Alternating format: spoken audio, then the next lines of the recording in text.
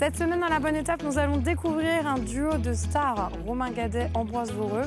On est à Bréhémont, on est à 30 minutes de Tours. On va découvrir quoi? La pêche de Loire.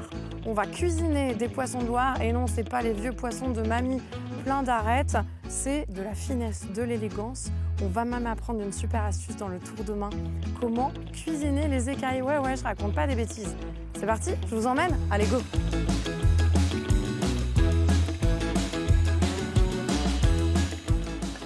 Salut! Hello Mathilde! Ça va? Tu vas bien? Bah ouais, Rentre, nickel. rentre. On se fait un petit tour du propriétaire? Allez, je te montre comment ça se passe. On va commencer par ici. Donc ça, c'est la boutique. Là, on est dans la boutique. Alors, Bon. c'est ici qu'on prépare toutes nos rillettes. Un peu de poisson fumé, on fait aussi les soupes de poisson, un peu de produits d'épicerie. Il y a jamais de gâchis quand tu fais du poisson? Voilà, bah, l'idée, moi, ce que j'aime bien dire aux clients, c'est que tu as la chair du poisson qui est ici, là-bas, tu as les carcasses avec la soupe, et on fait même avec les viscères une sauce Gnocchman. Donc, tu vois, vraiment, l'idée, c'est que dans un poisson, on jette rien, en fait. C'est une philosophie parce que notre quantité de poisson, elle ne change pas. C'est-à-dire que d'une année sur l'autre, on prend la même quantité de poisson. Et si on veut développer l'entreprise, il faut bien que soit on pêche plus, soit on valorise plus. L'idée, c'est de valoriser la totalité des poissons parce qu'on ne veut pas pêcher plus et on veut quand même développer l'entreprise. Donc si tu veux embaucher, faire des nouvelles activités, investir aussi dans le matériel, tout ça, tu es obligé de faire rentrer de l'argent et c'est soit tu vas pêcher plus, ça on veut pas, on veut garder cette même quantité, soit tu valorises plus, donc d'où la création de tous ces produits en fait. Nous, ça nous intéressait de se dire, attends, on va pêcher la même quantité, mais en prenant moins de clients et en embauchant plus. Tu vois, et en fait, l'équation, elle a fonctionné. Enfin, moi, je touche du bois, elle fonctionne pour l'instant. On continue la visite en causant? Allez, c'est parti. Eh ben, on va aller au jardin. Ouais. Ça te va? Ça, Allez, je connais pas, ça. Go, on y va. C'est quoi ta plus grosse évolution depuis tes 19 ans, depuis l'aventure ici? Début de l'aventure. Je crois que c'est vraiment le moment où Romain, il a commencé à vraiment me considérer, je dirais. Il m'a proposé de s'associer avec lui. Il a commencé à me dire, écoute, si ça t'intéresse, on pourrait travailler vraiment ensemble, main dans la main. Parce que moi, il ne faut pas oublier qu'au début, j'étais stagiaire ici. Je suis arrivé avec mon petit sac à dos Comme Dora l'exploratrice. Pour faire un stage. Et finalement, vous êtes devenu le duo star de la Loire. Le duo de choc, hein. Le duo star de la Loire. Enfin, le duo star, et en même temps, c'est un duo qui est tellement évident. Parce que là, on a toute la chaîne, tu vois. On a le mec, il pêche, je cuisine, il vient même te servir en salle. Enfin, tu vois bien, aujourd'hui, il était en salle. Ouais. Tu seras toujours reçu par l'un de nous deux. C'est-à-dire qu'il n'y a pas de... Nous, on ne veut pas de 10 000 restos, on veut pas que ce soit pas à taille il y a humaine. mon petit Tanin qui vient me voir.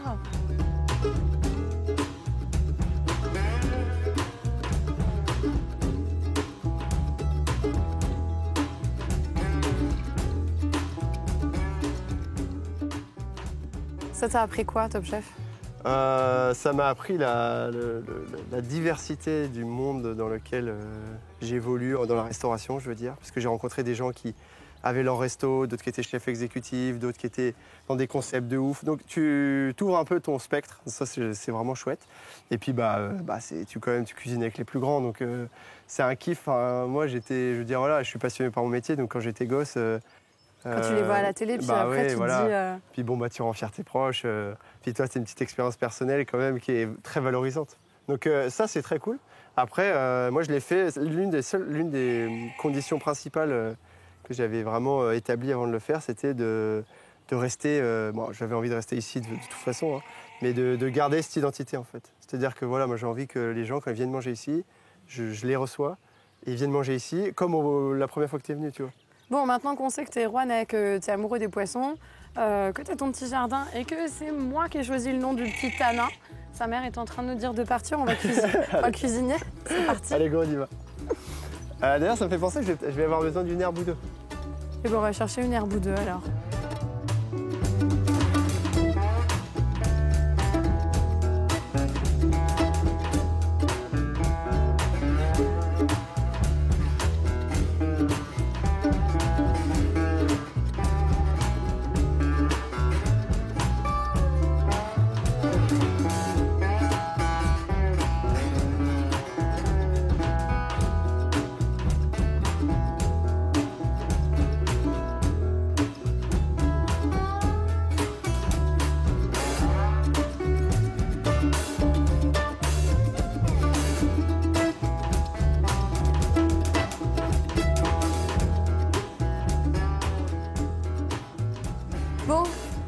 Romain nous a ramené du poisson de la Loire et toi, tu as choisi La Brème. Alors, la Brème... Joli petit poisson. Ouais, c'est un poisson qui est assez gros quand même. C'est un poisson qui est endémique du fleuve. Tu veux peut-être le tenir? Ouais, j'aime bien tenir les poissons. Des souvenirs. C'est un poisson que j'aime beaucoup parce qu'il y en a beaucoup dans la Loire. C'est un poisson qui est très peu travaillé, qui est rempli d'arêtes. Mais bon, on va voir qu'il y a des petites techniques pour pas les manger. Et qui est très gustatif. Moi, j'aime bien ce poisson. Il a un bon goût, il est chouette. Bon, on se le prépare? Je Allez, le repose ici? On peut le poser là. Bon, on va faire un geste un peu technique.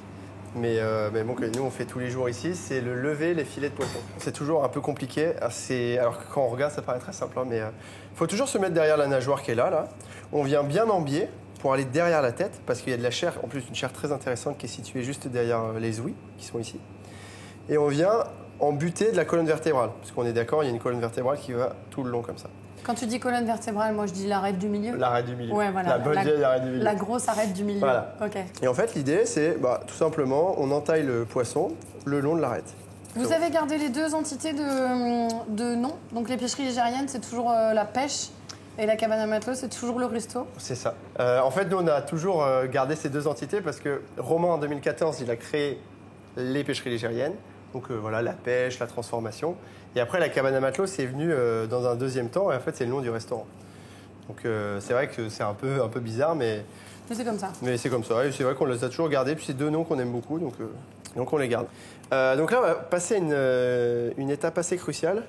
C'est qu'en fait, les poissons de Loire, le gros reproche qu'on leur fait, c'est qu'ils sont bourrés d'arêtes. Donc, on a développé des techniques, notamment des techniques de taillage vraiment directement sur le filet, où là, tu peux retirer les arêtes. Donc, je vais t'en montrer une. Déjà, sur la Brème, on a une grosse partie ventrale qui fait tout ça. Toute cette partie-là, il n'y a pas d'arête. Donc, tu me diras, c'est la moins charnue. Mais bon, déjà, voilà, on peut se dire que... Ça, tu vas l'utiliser aussi dans la cuisine? Ouais, okay. Ça, tu sais que tu peux tu fais un petit tartare, tu fais un petit ceviche, un carpaccio, tu tapes là-dedans, c'est fin. La partie ventrale, souvent, elle est grasse, donc elle est intéressante. Et tu n'as pas d'arête. Donc ça, c'est la première chose. La deuxième, c'est au niveau du dos, toujours, tu as une bande d'arête, je ne sais pas si tu la vois. Ouais. Qui fait une ligne, qui est là. Ah, elles sont là, les coquines, je les vois. Voilà, donc on passe à côté d'elle. Et on va juste les contourner, en fait. On a l'impression que tu rentres ton couteau dans du beurre, tu as un geste, tu as une fluidité. C'est vraiment impressionnant quand même. C'est des années de pratique. Travail. Donc elles sont là, donc là je passe en dessous.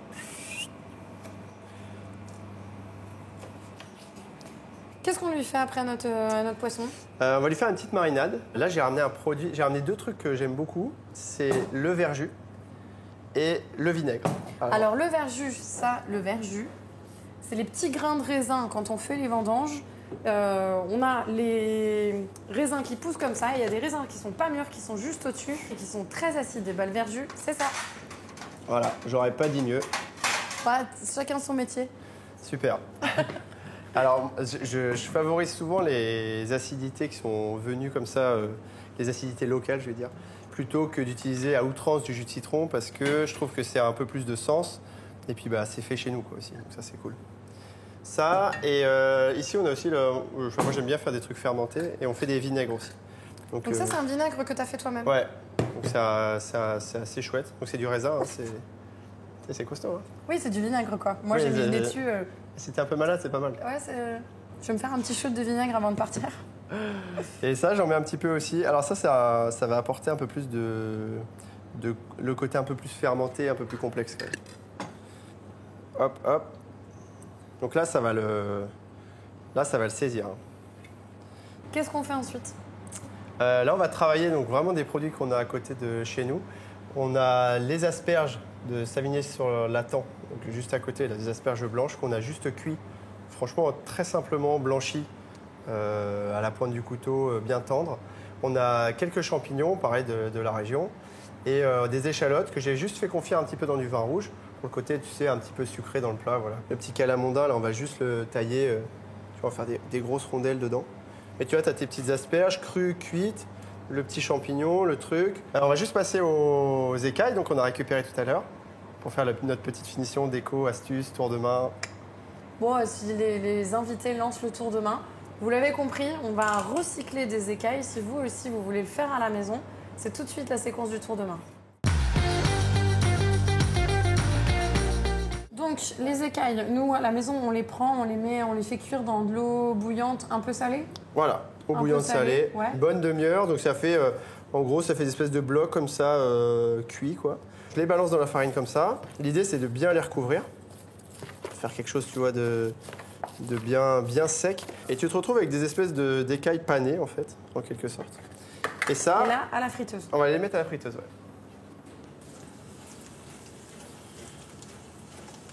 Voilà, et là, ça se recroqueville, ça souffle un peu. Enfin, c'est chouette, quoi. On se dresse nos assiettes? Allez, on y va. C'est parti.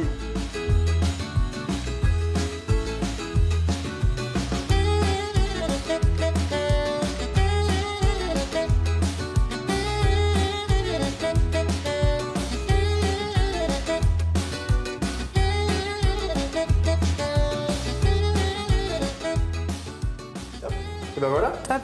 Bon, je vais voir Romain, puis je lui apporte les assiettes. J'espère que ça va lui plaire. Hein. Merci à toi de nous avoir reçus dans ta cuisine et d'avoir partagé tout ton savoir avec nous. Bah, c'était très sympa. Merci à toi. Très cool. À bientôt. Salut, à plus. Bon, c'est la première fois que tu te fais servir dans ton restaurant. Ouais. Je te donne l'assiette que ton chef a dressée et moi, je me garde mon assiette. Ça te va? Super, on fait ça. Si on m'avait dit que 6 ans après votre début d'aventure, je viendrais tourner une émission, je n'y aurais pas cru. Toi, à la base, t'étais pas du tout pêcheur. Non, je T'étais travaillais... ingénieur en petits poissons, c'est ça? Un gros poisson même. Un gros poisson? Ouais. Je travaillais sur les poissons migrateurs de la Loire, le saumon, la lauze, la lamproie. C'était quoi? Tu t'étudiais Je leur mettais des puces Ouais. pour suivre leur déplacement entre l'océan et leur zone de reproduction. Et t'en as eu marre ou t'es arrivé ici? Comment ça s'est passé? Non, c'était intéressant, mais je voulais montrer qu'un mode de pêche durable puisse exister en Loire. Et bah voilà, le mieux pour le montrer, c'est de le faire soi-même, tu vois. Donc c'est pour ça que je suis arrivé là.